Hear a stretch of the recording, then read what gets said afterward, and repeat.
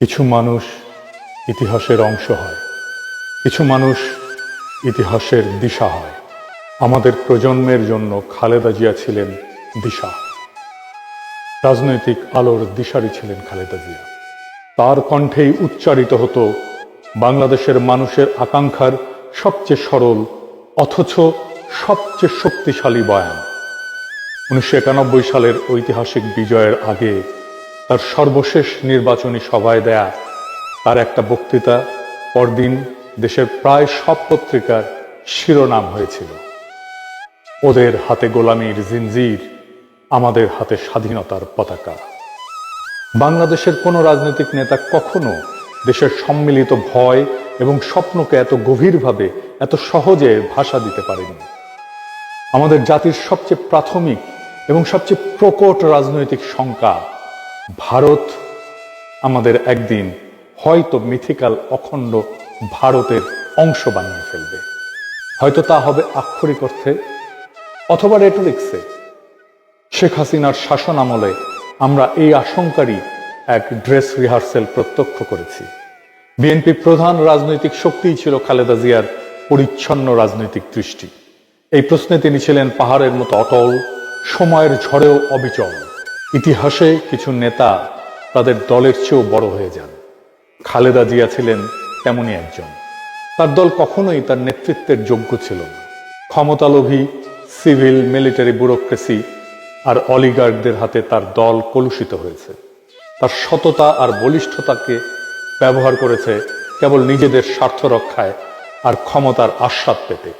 উনি রাজনীতি থেকে সরে দাঁড়ানোর সাথে সাথেই তার দল আত্মসমর্পণ করেছে ভারতের অখণ্ড ভারতবাদী প্রভাব এবং স্বার্থের কাছে। একসময় যার নাম শুনেই ভারত অস্বস্তিতে ভুগত, আজ তার পুত্রকেই দেশে ফিরতে দেখে তারাই আনন্দিত হয়, তার উপরেই ভরসা রাখে। তবু খালেদা জিয়া থাকবেন আমাদের রাজনৈতিক আকাশের ধ্রুবতারা হয়ে। আমরা আবারও তাকাবো তার দিকেই রাজনৈতিক পথ নির্দেশ পেতে। রাজনৈতিক দিক চেতনা হারালে আমরা আবারও স্মরণ করব এই মহাপ্রাণ, এই মহীয়সী নেতৃত্বের অটলতাকে। এই বিদায় অশ্রু দিয়ে নয়, এই বিদায় জানাতে হয় বুক ভরা গর্ব নিয়ে। আমরা আমাদের তারুণ্যের কমান্ডারকে বিদায় জানাই শ্রদ্ধায় আর গর্বে। অসীমের পথে আপনার অনন্ত যাত্রা শুভ হোক কমান্ডার।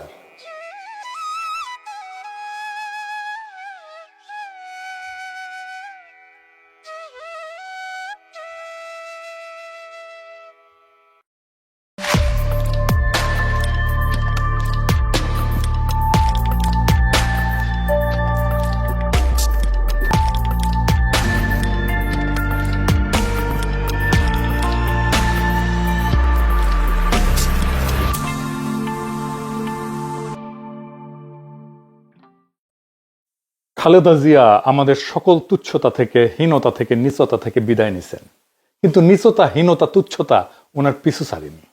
আমি আজকে এইসব কথা বলতে চাইনি, কিন্তু বলতে বাধ্য হচ্ছি যে এইসব চোখে আঙুল দিয়ে দেখায় না দিলে বাঙ্গুদের চোখ খুলবে না। খালেদা জিয়া আমার জন্য কি ছিলেন সেটা আমাদের জেনে নেওয়া দরকার। তাকে হারায় আমরা আসলে কি হারালাম সেটাও জেনে নেওয়া দরকার। যে কোনো জাতির জীবনে কিছু ইউনিফাইং ক্যারেক্টার লাগে, যিনি পুরো জাতিকে একটা সুতায় বেঁধে ফেলতে পারেন। খালেদা জিয়া ছিলেন তেমনই একজন ইউনিফাইং ক্যারেক্টার। মৃত্যুর আগেও তাই ছিলেন। ইউনিফাইং ক্যারেক্টার আসলে কি আর কেনই বা তাদের দরকার পড়ে? জাতি আসলে কোনো প্রাকৃতিক সত্তা না, এটা একটা কল্পিত নৈতিক কমিউনিটি। একটা জাতি বায়োলজিক্যালি বা ন্যাচারালি অস্তিত্বশীল না। জাতি হলো একটা ইমাজিন মরাল কমিউনিটি, কল্পিত একটা নৈতিক কমিউনিটি, যেখানে মানুষ বিশ্বাস করে আমরা একসাথে আছি, এক ভবিষ্যতের দিকে যাচ্ছি। এই বিশ্বাস নিজে নিজে টিকে থাকে না। এটার জন্য দরকার হয় একটা কেন্দ্রীয় নৈতিক রেফারেন্স পয়েন্ট, মরাল রেফারেন্স পয়েন্ট, সেন্ট্রাল, যেটা মানুষকে বলে দেয় যে কে আমরা, কেন আমরা একসাথে, কোন মূল্যে আমরা একসাথে থাকবো। এই রেফারেন্স পয়েন্টই হলো ইউনিফাইং ক্যারেক্টার। মানুষ খুব সাধারণভাবে রাজনীতি বোঝে, জাতি বোঝে, অ্যাবস্ট্রাক্ট রিজন দিয়ে না, এমবডিড মিনিং দিয়ে রাজনৈতিক আনুগত্য গড়ে তোলে। সংবিধান, আইন, প্রতিষ্ঠান এগুলো বিমূর্ত, এগুলো অ্যাবস্ট্রাক্ট রিজন।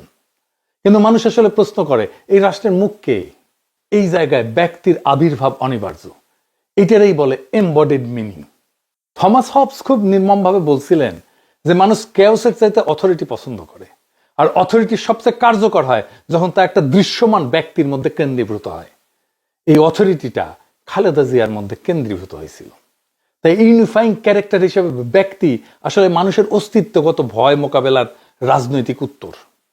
কিং মানে বা রাজা এখন ইউরোপে আছে, এটাও রাষ্ট্রের প্রতীকী শরীর, এটাও unifying character, symbolic body of the state. দার্শনিকরা দেখাইছেন যে এই কিং এর আসলে দুইটা বডি, একটা ন্যাচারাল বডি মানুষ হিসেবে রাজা, আর একটা পলিটিক্যাল বডি রাষ্ট্রের প্রতীক। এই দ্বিতীয় শরীরটাই হচ্ছে আসল। মানুষ রাজাকে দেখে আইন হিসাবে, ইতিহাস হিসাবে, ভবিষ্যতের প্রতিশ্রুতি হিসাবে। তাই কিং ফিগার কেবল শাসক না, তিনি রাষ্ট্রের জীবন্ত রূপক, লিভিং মেটাফোর। এটাই তাকে ইউনিফাইং ক্যারেক্টার করে তোলে। আধুনিক রাষ্ট্রেও কিং ফাংশন কিন্তু টিকে থাকে এই ধরনের কিছু ক্যারেক্টারের মধ্যে দিয়ে, যেটা খালেদা জিয়ার মধ্যে ছিল। আধুনিক গণতন্ত্র তো মানুষকে বলে যে সবাই সমান, আইনই সর্বোচ্চ, কিন্তু বাস্তবে মানুষ অনুভব করে সিদ্ধান্ত জটিল, রাষ্ট্রকে বোঝা যায় না, ধরা যায় না। রাষ্ট্রের দায় বিভিন্ন জনের মধ্যে ছড়ায় থাকে, এমন ভাবে চিনতে পারে না কোনটা রাষ্ট্র, কে আসলে রাষ্ট্রকে রিপ্রেজেন্ট করে, এটার মরাল সেন্টার, নৈতিক কেন্দ্র কোনটা, এটা অস্পষ্ট। এই শূন্যতা পূরণ করে একজন ব্যক্তি, ইউনিফাইং ক্যারেক্টার। তাই অনেক দেশে যেমন সুপ্রিম লিডার বলা হয়, অনেক দেশে তো জাতির পিতা বলা হয়। আসলে এই সমস্ত ধারণা, সুপ্রিম লিডার, জাতির পিতা, কিং বা এমনকি প্রেসিডেন্টও, এরা আসলে একই কাজ করে, যে একটা মরাল শর্টকাট তৈরি করে, রাষ্ট্রের মরাল সেন্টার হয়ে ওঠে। আপনি দেখেন খালেদা জিয়া খুব বেশি কথা বলতেন না, কিন্তু এই বিপ্লবের পরেও বলছেন ফেব্রুয়ারিতে নির্বাচন হইলে ভালো হয়, খুব সামান্য কথা, দুইটা সেন্টেন্স, কেউ কোনো প্রশ্ন করে নাই। এটাই ইউনিফাইং ক্যারেক্টারের মরাল অথরিটি। আমাদের ইনস্টিটিউট দুর্বল, সামাজিক ভাঙন তীব্র, ইতিহাসের ক্ষত জীবিত এখনো। তাই বিমূর্ত আইন, নিয়ম, সংবিধান মানুষকে ধরে রাখতে পারবে না, পারে না। মানুষ চায় একজন থাকুক যাকে দেখা বলা যায় এটাই আমরা। হাদি বলছিল না, খালেদা জিয়াই বাংলাদেশ, খালেদা জিয়া হাসলে বাংলাদেশ আসে, খালেদা জিয়া কাঁদলে বাংলাদেশ কাঁদে। এটাই হইতেছে ইউনিফাইং ক্যারেক্টার। বেগম খালেদা জিয়া হচ্ছেন একটা প্যারালাল বাংলাদেশ। মানে বাংলাদেশ ভালো আছে কিনা এটা আপনি বেগম খালেদা জিয়ার দিকে তাকালে দেখবেন। বেগম খালেদা জিয়া যদি হাসে আপনি বুঝবেন বাংলাদেশ হাসে, তার চোখে পানি দেখলে দেখবেন যে বাংলাদেশ কাঁদে। বিপ্লবের পরে যুদ্ধ পরবর্তী সমাজে এই ধরনের ইউনিফাইং ফিগার প্রায় অনিবার্য। এটা কোনো আদর্শবাদ না, এটা মানব মনস্তত্ত্বের বাস্তবতা। এখানে আপনি মুজিব আর খালেদা জিয়া সবচেয়ে গুরুত্বপূর্ণ তফাৎটা ধরতে পারবেন। কি সেটা? মুজিব 1971 আমাদের ইউনিফাইং ক্যারেক্টার ছিলেন। আমরা যদি এটাকে অস্বীকার করি তাহলে আমরা ইতিহাসকে অস্বীকার করব। কিন্তু উনি থাকতে পারেন নাই ইউনিফাইং ক্যারেক্টার হিসেবে, কারণ ইউনিফাইং ক্যারেক্টার তখনই চিরস্থায়ী হয় না যখন নিজেকে, ওই ক্যারেক্টার নিজেকে রাষ্ট্রের সমর্থক ভেবে বসে। ফিলোসফিক্যালিও যে কিং ফাংশন যেটা, এইটা তো সত্যিকারের ইউনিফাইং একটা ক্যারেক্টার। এই কিং নিজেকে প্রতীক হিসেবে ব্যবহার করতে দেন, কিন্তু সিদ্ধান্তকে প্রতিষ্ঠানের দিকে ঠেলে দেন। নিজের সিদ্ধান্ত নেন না, নিজের ক্ষমতাকে ট্রানজিশনাল মনে করেন। তিনি অন্তর্বর্তীকালীন রাজা হিসেবে কাজ করেন, কিন্তু রাজতন্ত্র তৈরি করেন না। তিনি জানেন এই কিং ফাংশন, আমি কিন্তু কিং এর কথা বলতেছি না, মনে রাখেন কিং ফাংশন রাজা হিসেবে কাজ করে, কিন্তু রাজতন্ত্র তৈরি করে না। তিনি জানেন আমার কাজ ঐক্য তৈরি করা, আমাকে অমর করা না, নিজেকে অমর করা না। মানুষ বিমূর্ত রাষ্ট্রের জন্য মরতে পারে না, মানুষ মরতে পারে একটা মানুষের মুখের সেই রাষ্ট্রটাকে দেখে। এই জন্য ইউনিফাইং ক্যারেক্টার হিসেবে ব্যক্তি প্রয়োজন। কিং ফাংশন বহু সমাজে বাস্তবেও কার্যকর। যেদিন রাজা সেই কিং ফাংশন, যেদিন ওই ইউনিফাইং ক্যারেক্টার নিজেকে ঐক্যের উৎস না বরং ঐক্যের মালিক ভাবে, সেদিন থেকে জাতির ক্ষয় শুরু হয়, ইউনিফাইং ক্যারেক্টারের ক্ষয় শুরু হয়। মুজিব এইভাবে ক্ষয়ে গেছে। খালেদা জিয়া এইখানে অনন্য হয়ে উঠতে পারতেন, একজন ইউনিফাইং ক্যারেক্টার হয়ে উঠতে পারতেন। কিন্তু মুজিবের অনুসারীরা যেভাবে মুজিবকে ধ্বংস করছে, ঠিক একইভাবে খালেদা জিয়ার অনুসারীরা খালেদা জিয়ার ইমেজকে ধ্বংস করতেছে। কিভাবে দেখাই দিতেছে একটা একটা করে। 2024-এর 5ই আগস্টের পর বিএনপির সবসময় একটা খায়েশ ছিল খালেদা জিয়ার এই তুঙ্গস্পর্শী জনপ্রিয়তাকে ভোটের বাক্সের ভোটে রূপান্তরিত করবে। এখন কেউ প্রশ্ন তুলতেই পারে যে খালেদা জিয়া তো বিএনপির চেয়ারপারসন, তিনি রাজনৈতিক নেত্রী, উনাকে উনার দল নির্বাচনে যে তার কাছে ব্যবহার করবে না। জি না, দুইটা জিনিস একসাথে হয় না, ইউনিফাইং ক্যারেক্টার এবং দলের নেতা। একই সাথে একজনকে আপনি ইউনিফাইং ক্যারেক্টার আর দলের নেত্রীর রোল দিতে পারবেন না। এটা কাজ করবে না, ফাংশন করবে না, যে কোনো একটা ফেল করবে। ইউনিফাইং ক্যারেক্টারকে দলের ঊর্ধ্বে উঠতে হয়, সব দলের ঊর্ধ্বে। উনি উঠে গেছিলেন, জনগণই তাকে ওই জায়গায় নিয়ে গেছিলেন, কিন্তু দলও তাকে ওই জায়গায় রাখতে দেবে না। এই কাজটাই করতে হয় দলের লোকদেরকে, তাকে জনগণের কাছে সমর্পণ করতে হয়। কিন্তু খালেদা জিয়াকে তার নিজের দলের লোকেরা এবং তার দলের বাইরে এই সরকারের লোকেরা এমন ভাবে নিজের স্বার্থ সিদ্ধির জন্য ব্যবহার করছে, তা শুধু নিন্দাযোগ্যই না, খালেদা জিয়ার ঐতিহাসিক অবস্থানকে ক্রমাগত তারা ছোট করছে। আসেন একে একে দেখতেছি। প্রথম করলো সেই ওয়াকরুজ্জামান প্রভুপাদ, সে খালেদা জিয়ার বাসায় গিয়ে দেখা করলো, খাবার টাবার রেন্দে নিয়ে গেছিল। কি দেখাইতে গেছে? হাসিনার আমলে উনার কোনো দেখতে যাওয়ার খায়েশ হইল না, উনি কোনো রোল প্লে করলেন না। যেই হাসিনা পলাইছে, আপা পলাইছে, তখন উনি দেখতে গেছে। তো দেখাইতে গেছে যে আমরা আর্মি বিএনপির সাথে অ্যালাইন্ড, একসাথে বরাবর। আগামীতে বিএনপি তো আসিচ্ছে ক্ষমতায়, আমরা সিস্টেম করে ফেলেছি, আর্মি জেনারেল সিল করো, গুম গুম করিচ্ছ, বিন্দাস করো, কোনো সমস্যা হবে না। তারপর সশস্ত্র বাহিনী দিবসে আনা হইলো খালেদা জিয়াকে। ওনারা বিদায় দেওয়ার সময় ভিড় করে বারবার মুখ ঝুঁকে কথা বলিচ্ছে, দেখেন। তারপর স্যালুট দিয়ে আবার বোঝানো যে আমরা আসি একসাথে মিলে জুলে বিএনপির সাথে। ওনাকে আনার টাইমে, সশস্ত্র বাহিনী দিবসে আনার টাইমে ভয়ঙ্কর ভিড়ের মধ্যে আনা হয়েছে, দেখছেন।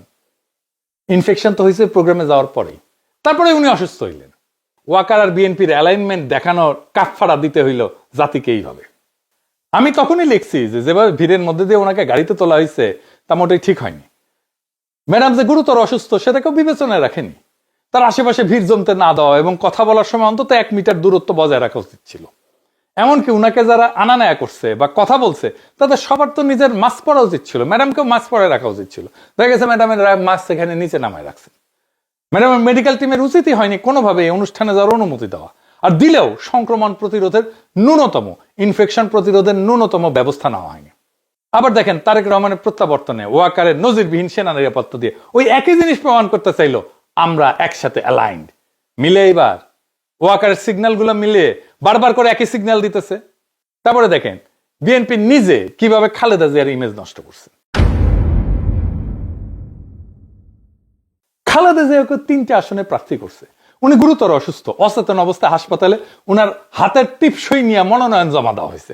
একজন মানুষকে তো সজ্ঞানে সচেতন সম্মতি দিতে হয়। এখন অচেতন বা ঘরের মধ্যে থাকা কোনো মানুষের হাতের টিপসই কি আমরা সচেতন সজ্ঞান সম্মতি বলতে পারি না। তো এই লেভেলে নামার তো দরকার ছিল না।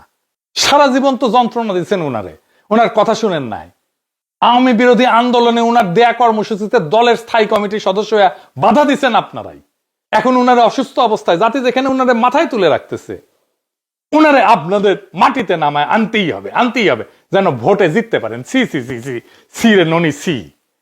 ব্যানে করছি না। চট্টগ্রাম উত্তর জেলা বিএনপি সাবেক আহ্বায়ক যে গোলাম আকবর খন্দকারের সাথে টেলিফোনে বেগম খালেদা জিয়া ফোনে তিনি গোলাম আকবরকে বলতেছেন যেন আমির খসরুকে বলে দেন খসরু যেন চট্টগ্রামে আওয়ামী বিরোধী আন্দোলন সংগ্রামে বাধা না দেয়। আন্দোলন করছিল বর্তমানে চট্টগ্রামের মেয়র ডাক্তার শাহাদাত হোসেন।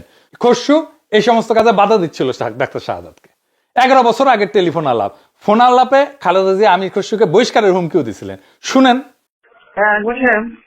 জি আসসালামু আলাইকুম ম্যাডাম। কোথায় আপনি? আমি চিটাগংয়ে। আচ্ছা শুনেন, জি আমি সাদাতকে বলেছি জি একটা কাজের দায়িত্ব দিয়েছি, খসরু যেন কোনোভাবে কোনো কাজে বাধা না দেয়। খসরুকে মেসেজ দেন। আমি ম্যাডাম ভাইয়ের সাথে তো কথা হয়েছে, আমি আপনার আশা আর দরকার নেই আমি কোনো কথা, আপনি বেশি কথা বলতে জানেন না, এত কথার কোনো দরকার নেই।